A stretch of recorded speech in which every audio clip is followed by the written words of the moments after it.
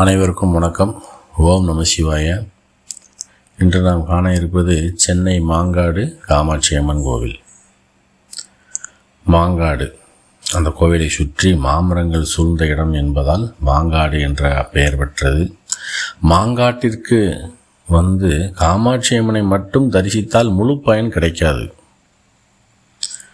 அதுவே உண்மை. அம்மன் இங்கு தனியாக காட்சி தருகிறார். சக்தியும் சிவமும் சேர்ந்ததுதான் பெரியது. அம்மனை தரிசித்துவிட்டு சிவனையும் தரிசிக்க வேண்டும். இவர்கள் இருவரும் இணைய காரணம் பெருமாள் என்றால் பெருமாள் தான் சீதனம் தந்தவர். இவரை பார்த்தால் மிகவும் விசேஷமாகும். இது ஒரு ஆன்மீக கணக்கு.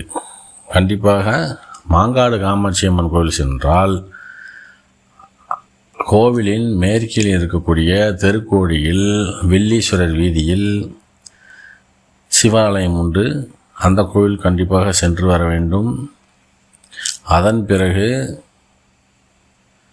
வைகுண்ட பெருமான் கோவிலுக்கும் சென்று வர வேண்டும். அதுவே பூர்த்தி முறையாகும், வழிபாட்டு பூர்த்தி முறையாகும். அதுவே வழிபாட்டு வழி முறை.